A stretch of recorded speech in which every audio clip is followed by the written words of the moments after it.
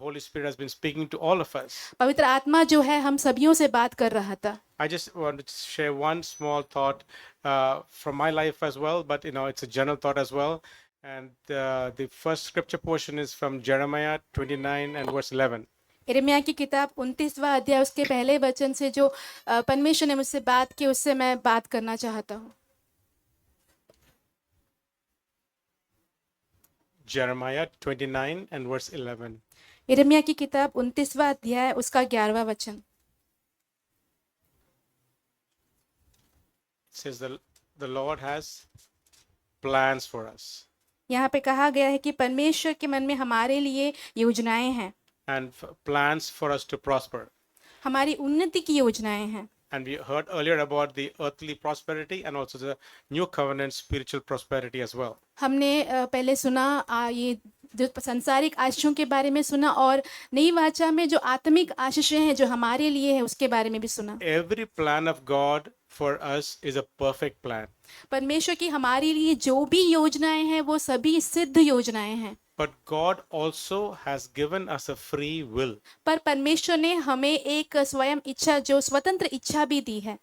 If we do not use the free will rightly, then the Lord's perfect plan will not be fulfilled in our lives. अगर उस स्वतंत्र इच्छा के लिए हम अपने आप को पूरी तरह सौंप नहीं देते हैं तो परमेश्वर हमारे जीवन में जो हमारे लिए जो योजना बनाई है वो पूरा नहीं हो पाएगा। God has a perfect plan for us, but He also has a permissive will as well. परमेश्वर का हमारे लिए जो सिद्ध इच्छा या योजना बनी हुई है परंतु परमेश्वर ने हमें जो है स्वतंत्र इच्छा जो है वो भी दी है। So how we exercise our free will determine whether we are going to be in God's perfect will or we are going to be in God's permissive will. हम उस इच्छा को स्वतंत्र इच्छा को किस तरह अभ्यास करते हैं वो ये निर्धारित करेगा कि परमेश्वर की जो सिद्ध इच्छा जो है उसे हम पूरा कर पाते हैं या तो फिर परमेश्वर ने जो अनुमति दी है जो बात की योजना की उसको हम पूरा करते हैं। God had a perfect will for Adam and Eve परमेश्वर की आदम और हव्वा के लिए भी एक सिद्ध इच्छा थी to have fellowship with God every day. ताकि वो परमेश्वर के साथ प्रतिदिन संगति में रहें। But God commanded Adam and Eve what to do and what not to do. परंतु परमेश्वर ने आदम और हीव को आज्ञा दी कि क्या करना चाहिए और क्या नहीं करना चाहिए। And God gave both of them a free will. और परमेश्वर ने दोनों को ही स्वतंत्र इच्छा जो इच्छा थी वो दी थी। And using their free will, they disobeyed God. और उनकी स्वतंत्र इच्छा का उपयोग करके उन्होंने परमेश्वर की आज्ञा का उल्लंघन किया। Whenever we disobey God, we have to bear the consequences. जब भी हम परमेश्वर का उल्लंघन करते हैं तो उसका परिणाम हमें भुगतना ही पड़ता है। But our God is a merciful God and a loving Father. परंतु हमारे परमेश्वर जो है बहुत ही दयालु है और बहुत ही प्रेमी परमेश्वर पिता है। And the Lord, when Adam and Eve sinned, they found that they were naked. God killed the lamb and clothed them with the skin of the lamb, and God wanted to restore them back to fellowship. जब आदम और हव्वा ने पाप किया तो उन्हें पता चला कि वो नग्न है तो परमेश्वर ने उन्हें जो है एक जो बकरी है उसका छाल उसका जो कपड़ा जो है उन्होंने पहनाया और परमेश्वर चाहते थे कि उन्हें वापस वो स्थान पे रखें। I'm sharing not for condemnation but for challenging all of us, including me. मैं दोष लगाने के लिए नहीं बांट रहा हूँ परंतु मैं इसलिए बांट रहा हूँ तो इसके द्वारा सभियों को चुनौती मिले। We know a saint from the Old Testament called Lot. तो हम एक व्यक्ति के बारे में जानते हैं जिसका नाम है पुराने नियम में लूत। There came to a time in his life to make a choice. और उसके पास भी एक समय आया जहाँ पे उसे चुनाव करना था। So what did he do? He looked at the green pastures. He looked for his own benefit and made a choice. उसने क्या किया कि उसने हरियाली को देखा, उसके खुद के फायदे को देखकर उसने निर्णय लिया। God's plan was for him to go live along with Abraham. परमेश्वर का जो योजना उसके लिए ये था कि वो अब्राहम के साथ ही रहें। But because he chose his own way, God permitted it. क्योंकि उसने अपने स्वयं के मार्ग को चुन लिया था तो परमेश्वर ने उस चीज की अनुमति उसे दे दी। As a result, we know the story how he came out of Sodom and Gomorrah. He lost his wife and then he fathered the Ammonites and the Moabites. और हम ये उसका परिणाम जानते हैं कि वो कैसा जो है दूसरे देश में चला जाता है और वो देश जो है पूरी तरह नष्ट हो जाता है और उसकी पत्नी को खो देता है और फिर बाद में अम्मोनियों का पिता वो बनता है। And but in the New Testament, in Second Peter, we read that we read that he was a righteous man. परंतु नए नियम में हम पढ़ते हैं कि वो एक धार्मिक व्यक्ति था, But because he made a choice based on his own benefit, he had to suffer the consequences. क्योंकि उसने अपने फायदे के लिए उस निर्णय को लिया था तो उसका जो बुरा परिणाम है उसको भुगतना पड़ा। In the New Testament, we see our forerunner and example, Jesus Christ. और नए करार में हम देखते हैं हमारे जो आगे गए हमारे जो लक्ष्य है ये प्रभु यीशु मसीह को देखते हैं हम। He was 100% God and 100% man. वो 100% परमेश्वर और 100% मनुष्य थे। Because he was a man, he had his own will as well. क्योंकि वो मनुष्य थे तो उनकी स्वयं की इच्छा भी थी। He could choose his own will, his own plan, but he always said, "This is my will, Lord, but Father God, but if it is your will, let me do that. If not, let your will be fulfilled in my life." उसकी स्वयं की योजना और इच्छा भी हो सकती थी परंतु उन्होंने कहा कि पिता यदि आपकी यही इच्छा है तो मेरे जीवन में आपकी जो योजना जो इच्छा है वही पूरा होने दीजिए। Another example is Paul. Paul also had a choice when he was going to Jerusalem. Agabus the prophet came and said, "Don't go there. You're going to have hardships there." But he said, "No, I'm ready to die for the Lord." He's stuck with the will of God for his life. हम पौलुस के जीवन को भी देखते हैं कि वो जो है यरूशलेम को जा रहा था तो एक परमेश्वर के दास ने आके बोला कि तुम्हें वहां पे नहीं जाना क्योंकि वहां पे बहुत सतावट हो सकती है, परेशानी हो सकती है। तो पौलुस ने कहा कि नहीं, परमेश्वर की इच्छा है कि मैं यरूशलेम को जाऊं तो मैं वहीं पे ही जाऊंगा। We all have a common spiritual goal. हम सभियों का एक ही आत्मिक लक्ष्य है। We want to conform to the image of Jesus Christ, हम प्रभु यीशु मसीह के उस जो स्वरूप है उसमें बदलना चाहते हैं or grow to Christian maturity. और मसीही जो सिद्धता है उसमें बढ़ना चाहते हैं। So we hear a lot about that, so I don't want to repeat anything from that side. तो हम बहुत बार इसी में से सुनते रहते हैं तो मैं उस बात को दोहराना नहीं चाहता हूँ। But God also has a plan for your personal life, your family life, for your education, for your career. For all of these areas, God has a plan. परंतु परमेश्वर के पास आपके घर के जीवन को लेकर, आपके पढ़ाई को लेकर, आपके काम के जीवन को लेकर और जितनी भी बातें हैं उन सारी बातों को लेकर परमेश्वर के पास एक बहुत योजना है। The question is, when we seek these areas of our life, do we seek the perfect will of God? पर सवाल ये है कि जब इन बातों की खोज में हम रहते हैं तब क्या हम परमेश्वर की वो जो सिद्ध योजना है उसकी खोज करते हैं?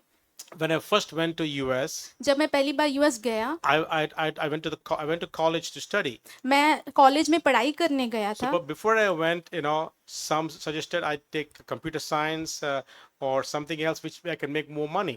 और जब मैं गया वहाँ पे तो किसी ने मुझे ये जो है आलोचना दी कि मैं कंप्यूटर साइंस लूँ ताकि वो बहुत फायदेमंद हो, उसके द्वारा मैं पैसे बना पाऊँ। So me and my wife, we prayed, we sought the will of God. मैं और मेरी पत्नी मिलकर प्रार्थना करके परमेश्वर की इच्छा इस बारे में क्या थी उसको हमने खोजा। At that time, there was we were in a different fellowship. We were not we were a different fellowship, उस समय हम दूसरी संगति में जा रहे थे and we used to have fasting and prayers also. और वहाँ पे उपवास और प्रार्थनाएं भी होती थी। So a sincere, genuine man of God, एक सच्चे परमेश्वर के दास ने, he didn't know anything in my heart, उनको मेरे हृदय में क्या चल रहा था उसकी बिल्कुल जानकारी नहीं थी, but I had a slight desire in this line which I am right now, परंतु मुझे जो है जिस लाइन में मैं अभी हूँ उसमें थोड़ी सी इच्छा मेरे मन में and थी he mentioned that to me. और उन्होंने वही बात मुझसे कही। So I got a confirmation that this is what the Lord wants me to do. फिर मुझे इस बात का पक्का हुआ कि परमेश्वर चाहते हैं कि मैं यही करूं। That's how I chose my accounting profession. इसीलिए मैंने अपना जो अकाउंटिंग का जो काम काज है उसे चुना। When I sought to get married, और जब मैं शादी की बात हो रही थी I मेरी, sought the Lord very fervently. मैंने परमेश्वर को बहुत ही यत्न से खोजा। I said, Lord, I want to make sure that I'm marrying the right person. मैंने कहा कि परमेश्वर मुझे इस बात को निश्चित करना है कि मैं सही व्यक्ति से ही विवाह कर रहा हूँ। Of course, none of us will marry an unbeliever. देखिए हम में से कोई भी जो है अविश्वासी तो विवाह नहीं करेगा, Because the word of God says, do not be unequally yoked with unbelievers. क्योंकि परमेश्वर का वचन कहता है कि अविश्वासियों के साथ असमान जुए में मत जुटो। But among the believers, how do you make a choice? परंतु विश्वासियों के बीच में से ही आप कैसे चुनाव The करोगे? Bible will not say exactly the name of your wife, Bible में जो है आपकी पत्नी का जो सही नाम है वो तो नहीं दिया गया है, but when I was praying, my prayer was, Lord, if more than one proposals came, और जब मैं प्रार्थना कर रहा था तो मुझे एक से अधिक जो प्रपोजल है वो आए थे। but I said, Lord, if it is not your will, please remove this from my life. मैंने प्रार्थना की कि प्रभु यदि आपकी इच्छा ये नहीं है तो इससे मेरे जीवन से हटा दीजिए आप। And long story short, finally the Lord joined both of us. और लंबी कहानी सारांश में कहता हूँ कि परमेश्वर ने आखिरी में मुझे मेरी पत्नी से जोड़ दिया। I know my time is limited, so one more important thing I want to mention before I close. मैं समाप्त करने से पहले एक और मुख्य बात कहना चाहता हूँ। Even when you choose your free will rightly, यद्यपि आप अपने स्वतंत्र इच्छा को सही से भी चुनाव कर लो, there could be challenges in your life. आपके जीवन में चुनौतियां हो सकती हैं। Don't think that if I'm choosing my free will rightly, everything is going to be a bed of roses. ऐसे मत सोचिए कि यदि मैं अपने स्वतंत्र इच्छा को सही तरीके से भी चुन लूं तो सब कुछ मेरे लिए गुलाब के फूल के बिस्तर जैसा होगा। The prime example is Joseph from the Old Testament. और सबसे मुख्य उदाहरण जो है हम देखते हैं पुराने नियम से यूसुफ है। The perfect plan for Joseph in God's eyes was him to be the prime minister of Egypt. और परमेश्वर की सिद्ध इच्छा यूसुफ के लिए ये थी कि वो मिस्र का जो है प्रधानमंत्री बने। The Lord gave him dreams at the age of 13. 13 साल की उम्र में परमेश्वर ने उसे सपने दिए। But for 17 long years he had to wait for God's perfect will to be fulfilled. परंतु उसको 17 वर्षों तक इंतजार करना पड़ा ताकि वो परमेश्वर की जो सिद्ध इच्छा है वो पूरी कर पाए। If anybody over here is seeking God's will in any area of your life, and if you think, why is it taking long? Let me tell you, God will fulfill his will at his time, and in his time he will make all things beautiful. यदि यहाँ पे कोई भी है जो कि परमेश्वर की इच्छा के लिए इंतजार कर रहा हो, मांग रहा हो, खोज रहा हो और सोच रहा हो कि इतना लंबे समय तक क्यों इंतजार करना पड़ रहा है, तो ये मैं कहता हूँ कि परमेश्वर की इच्छा जो है परमेश्वर के सही समय पर बहुत ही सुंदर रूप से वो पूरा ही होगा। During these 17 years before he became prime minister, इस प्रधानमंत्री बनने के उस 17 सालों तक का जो इंतजार में, okay, the Bible doesn't say prime minister, he was second in line to king the Pharaoh there. Bible में वो प्रधानमंत्री है ये नहीं कहा गया है, परंतु फारो से जो है दूसरे स्थान पे था वो। He was hated by his brothers. उसके भाइयों के द्वारा उसे नफरत मिली। He was falsely accused by Potiphar. पोतीफर के द्वारा, wife. पोतीफर की जो पत्नी है उसके द्वारा झूठी जो दोष है उस पर लगाई गई। He was put in prison. उसे जेल खाने में डाला गया। And even the butler whose dream he interpreted forgot him as well. और जो रोटी बनाने वाला जो व्यक्ति था जिसकी सपना इसने बता दिया था उसको विवरण करके, वो भी इसे भूल गया। But if you read Genesis 37 and 39, through all of this we see Joseph always remained faithful to God and God prospered him. परंतु उत्पत्ति के 36 और 27 वचन में हम देखते हैं कि इन सारी बातों में भी यूसुफ जो है परमेश्वर के प्रति हमेशा ही विश्वास योग्य बना रहा। His brothers hated him, but he loved them. उसके भाइयों ने उसे नफरत की परंतु इसने उससे प्रेम किया। He was falsely accused, but he did not try to vindicate himself. उसको जो है उस पर गलत आरोपण तो लगाया गया परंतु उसने अपने आप को जो है सही साबित करने की कोशिश नहीं की। The butler forgot him. Joseph actually told the butler, remember me, but the butler forgot him, but he did not complain. जो यूसुफ ने रोटी बनाने वाले से कहा था कि मुझे याद करना, परंतु वो जो रोटी बनाने वाला है वो भूल जाता है, परंतु उसको लेकर यूसुफ ने कोई शिकायत नहीं की। What was the reason? उसका कारण क्या था? The Lord was preparing Joseph for that position.